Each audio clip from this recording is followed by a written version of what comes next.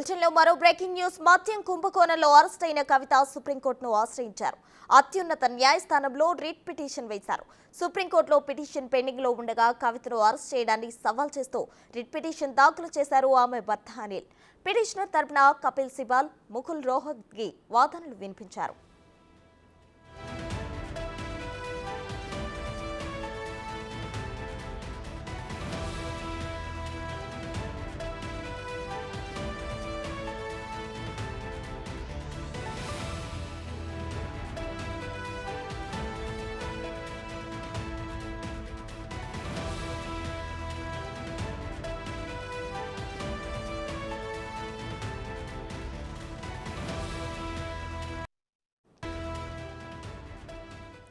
మద్యం కుంభకోణంలో అరెస్ట్ అయిన కవిత సుప్రీంకోర్టును ఆశ్రయించారు.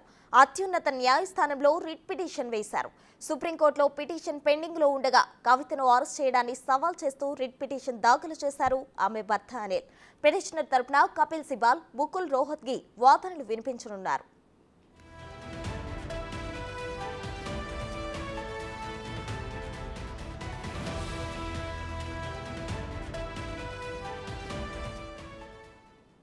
ఇదే అంశానికి సంబంధించి మరింత సమాచారం మా ప్రతినిధి శివ లైవ్ లో అందించడానికి సిద్ధంగా ఉన్నారు. శివ, చెప్పండి, ఇటీవల మద్యం కుంభకోణంలో అరెస్ట్ అయిన కవిత సుప్రీంకోర్టును ఆశ్రయించినట్లు తెలుస్తుంది. దీనికి సంబంధించిన అప్డేట్స్ చెప్పండి.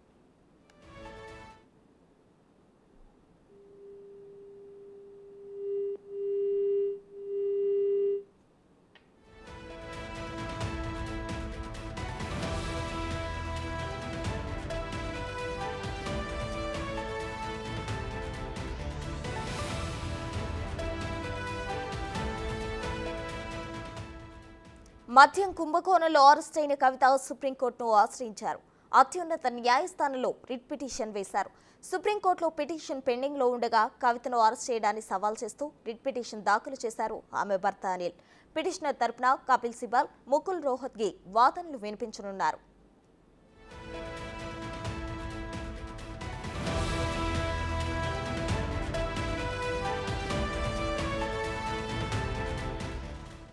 దీనికి సంబంధించి పూర్తి అప్డేట్స్ మా ప్రతినిధి శివ లైవ్ లో అందించడానికి సిద్ధంగా ఉన్నారు. శివ, చెప్పండి, మద్యం కుంభకోణంలో అరెస్ట్ అయిన కవిత సుప్రీంకోర్టును ఆశ్రయించినట్లు తెలుస్తుంది.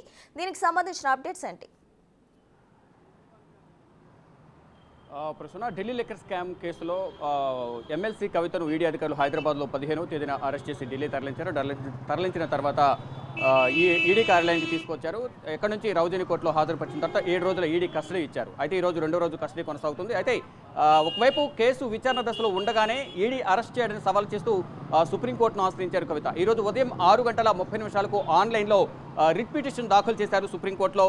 అంటే ఈ చట్టవిరుద్ధంగా అరెస్టు జరిగిందనేది ప్రధానంగా కవిత తరపున న్యాయవాదులైతే వాదిస్తూ ఉన్నారు. ఇటు ఈడీ అధికారుల తరపున వారు కూడా మేము ఒక్కసారి మాత్రమే మినహాయింపు ఇచ్చాం, అరెస్టు నుంచి ప్రతిసారి మినహాయింపు ఇస్తామని మేము హామీ ఇవ్వలేదు, ఎక్కడ కూడా చెప్పలేదు, ఆన్ రికార్డు కూడా లేదు అనేది ప్రధానంగా ఈడీ తరపున న్యాయవాదులు కూడా ఇక్కడ రౌజని కోర్టులో వాదనలు ప్రతివాదనలు జరిగే సందర్భంలో తమ వాదనలు ఈడీ అధికారులు వినిపించారు.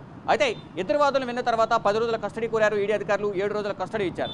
ఇక నిన్న కస్టడీ కొనసాగింది.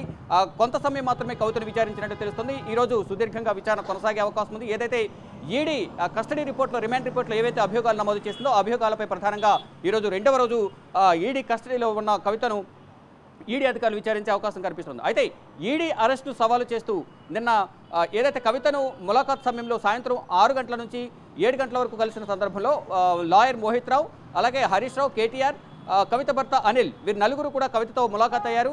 ఏం జరిగింది అంటే మొదటి రోజు ఏ విధంగా విచారించారు, ఎటువంటి ప్రశ్నలు అడిగారు అనే దానిపై కవిత నుంచి విషయాలు రాబట్టారు. విషయాలు తెలుసుకుని ఇటు న్యాయపరంగా ఇటు ఏ విధంగా ముందుకు వెళ్ళాలి, ప్రొసీడింగ్స్ ఏ విధంగా జరుగుతాయి అనే దానిపై కూడా వీరు కవిత ముందు చర్చించినట్లు కూడా తెలుస్తోంది. ఈ నేపథ్యంలో ఒక నిర్ణయం తీసుకున్నారు. కవిత అరెస్టు సవాలు చేస్తూ రిట్ పిటిషన్ దాఖలు చేద్దాం, సుప్రీంకోర్టును ఆశ్రయిద్దామంటూ కూడా వారందరూ ఒక నిర్ణయం తీసుకున్న తర్వాత ఈరోజు ఉదయం 6:30 తర్వాత ఆన్లైన్లో సుప్రీంకోర్టులో రిట్ పిటిషన్ దాఖలు చేశారు. ఇక ఈరోజు కోర్టు సమయం ప్రారంభమైన తర్వాత ఈ మెన్షన్ చేస్తారు. మెన్షనింగ్ చేసిన తర్వాత ఈ ఏదైతే పిటిషన్ దాఖలు చేస్తారు రిట్ పిటిషన్ అనుమతిస్తుందా సుప్రీంకోర్టు లేదా తిరస్కరిస్తుందా అనేది కూడా చూడాల్సి ఉంది. ఒకవేళ అనుమతిస్తే తదుపరి విచారణ డేట్ ఎప్పుడు అనేది కూడా ప్రకటించే అవకాశం కనిపిస్తుంది. ఒక డైరీ నెంబర్ ఇస్తారు. డైరీ నెంబర్ ఇచ్చిన తర్వాత విచారణ ఏ రోజు ఉంటుంది అనేది కూడా తెలియాల్సి ఉంది. ఇక కవిత తరపున ఒకవేళ పిటిషన్ స్వీకరిస్తే మాత్రం కవిత తరపున సీనియర్ న్యాయవాదులు కపిల్ సిబాల్, ముకుల్ రోహత్గి ఇద్దరు కూడా కవిత తరపున వాదనలు వినిపించే అవకాశం కనిపిస్తుంది. మరోవైపు ఏదైతే గతంలో పిటిషన్ దాఖలు చేశారో కవిత ఈడీ కార్యాలయానికి పిలవకుండా మహిళలు ఇంటికి వచ్చి విచారించే విధంగా చట్టంలో వెసులుబాటు ఉంది కాబట్టి ఆ వెసులుబాటును తనకు కల్పించాలని కోరిన నేపథ్యంలో ఆ పిటిషన్ సంబంధించి విచారణ కూడా రేపు జరగబోతుంది. అంటే గతంలో విచారణ వాదనల సందర్భంగా విచారణను 19వ తారీఖు వాయిదా వేస్తారు. ఆ కేసు సంబంధించి రేపు వాదనలు ఉన్నాయి. ఈ నేపథ్యంలోనే ఈరోజు రిట్ పిటిషన్ దాఖలు చేశారు కాబట్టి రిట్ పిటిషన్ అనుమతిస్తారా లేదా తిరస్కరిస్తారా అనేది కూడా చూడాల్సింది. ఒకవేళ అనుమతిస్తే డేట్ అనేది కూడా ఈరోజు అనౌన్స్ చేసే అవకాశం అయితే ప్రధానంగా కనిపిస్తుంది. ప్రస్తుతం రైట్ శివ, థ్యాంక్ యూ.